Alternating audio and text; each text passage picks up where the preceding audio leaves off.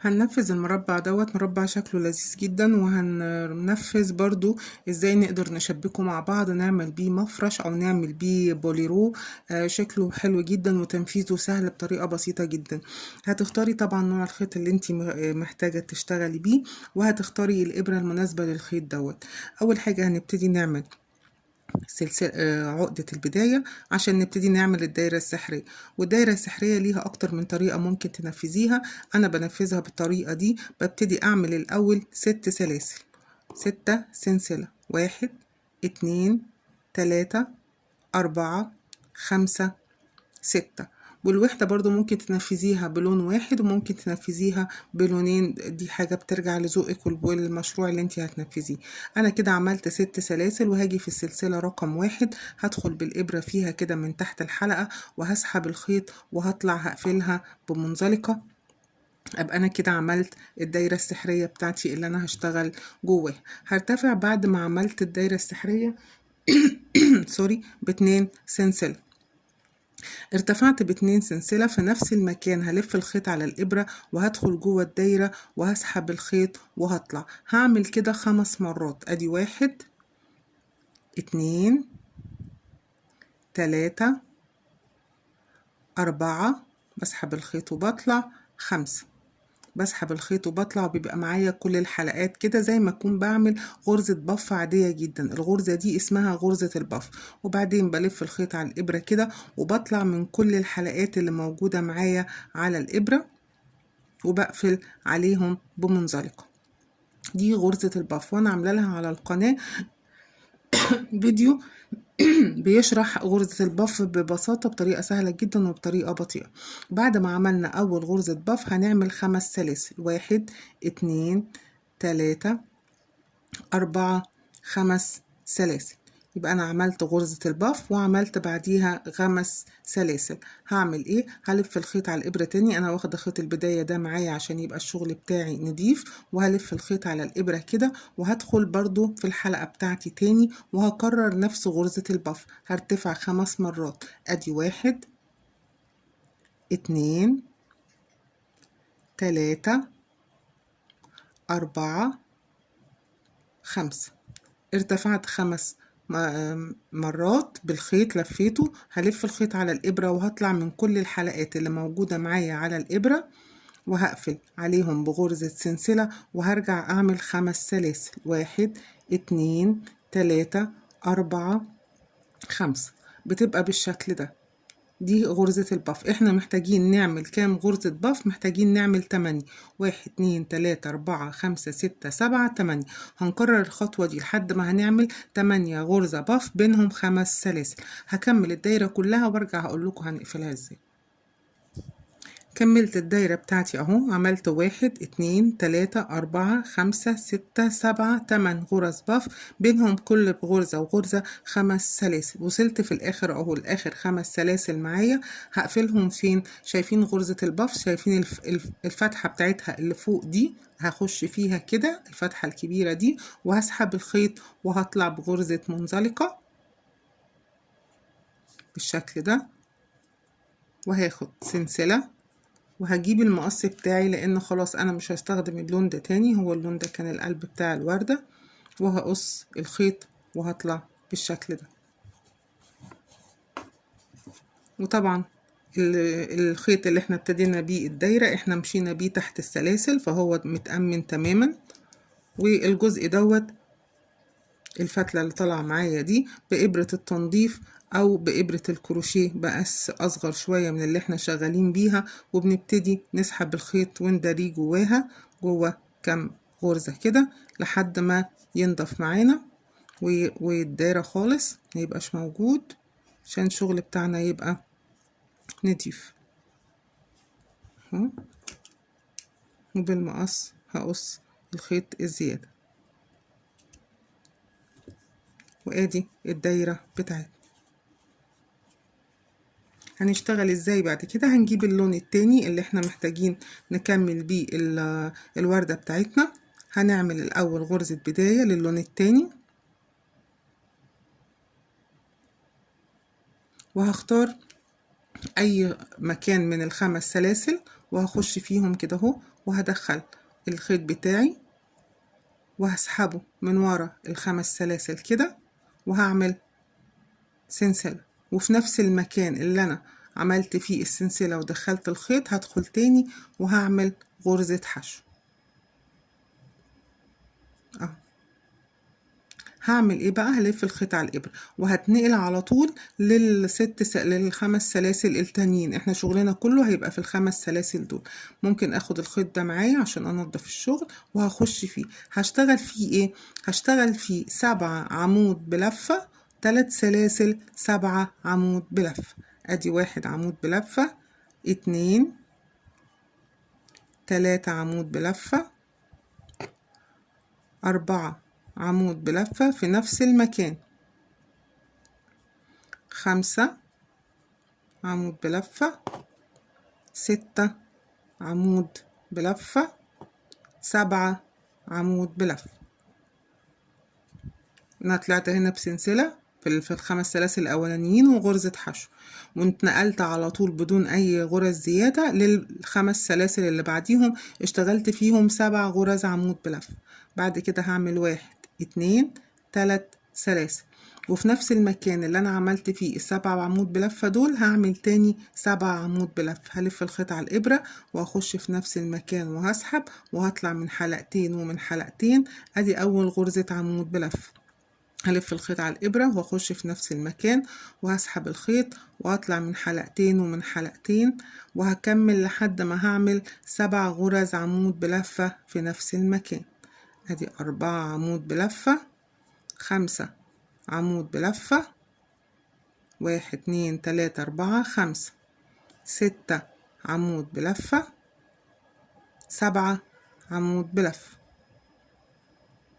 في نفس المكان. اشتغلت 7 عمود بلفة بينهم 3 سلاسل و7 عمود بلفة تاني.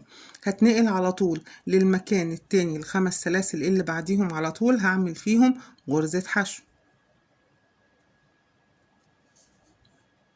هتنقل بعد كده على طول بدون اي زيادات بعد غرزة الحشو للخمس سلاسل اللي بعديهم، وهكرر نفس اللي انا عملته. هشتغل 7 غرز عمود بلفة، 3 سلاسل، 7 غرز عمود بلفة. وبرضو على القناة أنا عاملة فيديوهات لغرزة العمود بلفة ازاي نعملها بشكل بطيء، وتطبيقات ليها في نماذج شغل كتيرة احنا عاملينها. ادي 1، 2، 3، 4 عمود بلفة، 5 عمود بلفة، 6 عمود بلفة، 7 عمود بلفة. بعد كده هعمل ايه؟ 3 سلاسل، 1، 2، 3، وفي نفس المكان هلف الخيط على الإبرة وهدخل وهعمل تاني 7 عمود بلفة. ادي 1، 2 عمود بلفة في نفس المكان برضو، 3 عمود بلفة، 4 عمود بلفة، 5 عمود بلفة، 6 عمود بلفة، ادي اخر واحد 7 عمود بلفة. وهتنقل للخمس سلاسل اللي بعديهم هعمل غرزة حشو.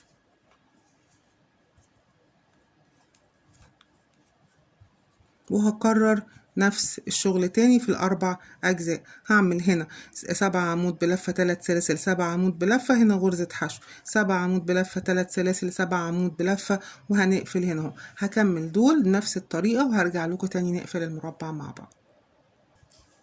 عشان نشوف هنشبك المربعات مع بعض ازاي. احنا اشتغلنا المربع كله بنفس الطريقة، وخدنا في الاخر في غرزة الحشو الاخرانية عملنا قفلنا فيها بسلسلة بغرزة منزلقة، وجبنا الخيط من ورا ونضفناه. عشان نلحق عشان نشبك القطعتين مع بعض، احنا عايزين مثلا نعمل مفرش، هنجيب القطعة التانية لازم يكون فيها جنب مش مكتمل، يعني دي كلها خلاص اكتملت، دي اول وحدة. عشان نشبك بقى بنجيب الوحدة التانية، بنشتغل أول مثلث أول مربع وتاني مربع، كان الكورنر في المربع، في الكورنر التالت في المربع. اشتغلنا 1، 2، 3، 4، 5، 6، 7، لسه ما كملناش الكورنر. احنا بنعمل 3 سلاسل. بعد ما اشتغلنا ال7 هنشتغل سلسلة واحدة بس، وهنجيب الكورنر التاني اهو من هنا اهو اللي فيه الثلاث سلاسل دول، هدخل هنا اهو في الثلاث سلاسل بالابره كده اهو، هدخل في الثلاث سلاسل في الجزء التاني عشان اشبك اهو، هدخل فيه بالابره كده وهعمل غرزه حشو، وبعديه هعمل سلسله. مش احنا بنعمل 3 سلاسل بين السبع عمود بلفه؟ اول سلسله عملناها، تاني سلسله عملناها غرزه حشو في المربع التاني، وبعد كده عملنا سلسله تانية. بعد كده هنسيب بقى المربع ده خالص وهنلف الخيط على الابره وهنخش في المربع ده ونكمل كأن احنا هنعمل بقيه الشغل بتاعنا. هنشتغل 7 غرز عمود بلف. ادي 1 2 ادي 3 ادي 4 5 6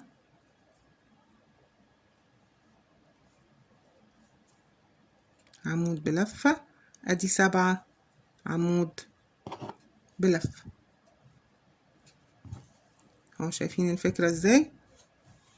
اشتغلنا هنا اهوت 7 عمود بلفة سلسلة، وشبكنا في الفراغ التاني بتاع المربع التاني بغرزة حشو، وخدنا السلسلة التانية وكملنا ال7 عمود بلفة التانيين.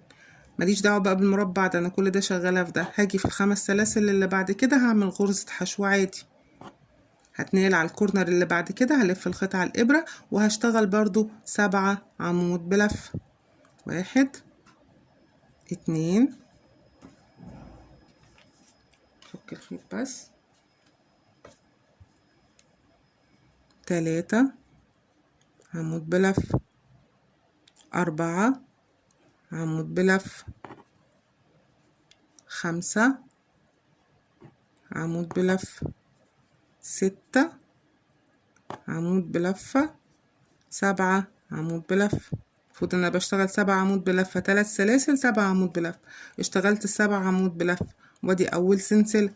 تاني سلسلة هنشبك الجزء التاني في المربع التاني. هاجي هدخل هاخد الجزء التاني بتاع المربع اهو، هدخل فيه وهعمل غرزة حشو وسلسلة، وهلف الشغل تاني وهشتغل هنا. هكمل ال7 عمود بلف. 1 احنا بنشبك من الطرفين بس بغرزة حشو. ادي 2 3 عمود بلفة، 4 عمود بلفة، 5 عمود بلفة، 6 عمود بلفة، وادي العمود بلفة السابع. وهقفل فين؟ في اول غرزة حشو موجودة هنا اهو، هخش تحت الحلقتين وهسحب الخيط وهطلع من الحلقة اللي على الابرة وهرتفع بسلسلة وهقص الخيط. هطلع بيها كده بصوا اتشبك ازاي؟ بيتشبك بس من هنا اهو، بيتشبك من هنا اهو بغرزة حشو، ويتشبك من هنا اهو بغرزة حشو. بنجيب القطعة التانية برضو المربع التاني بنشتغل فيه 3 أركان، وبنشبك هنا اهو وبنشبك في غرزة الحشو دي، وبنفضل شغالين بنفس الطريقة. بتطلع معانا بالشكل ده، بتتشبك معانا بالشكل ده. سريعة جدا، مربع سريع جدا وشكله حلو خالص، شكله شيك وبيبقى كمان بارز. يعني هنا الخيط اللي انا مستخدماه تخانته اكبر من الخيط اللي هنا اهو، فمدي للغرز الباف تخانة كده وبروز. مربع سهل وشيك، وفي البلوروهات هيبقى حلو جدا.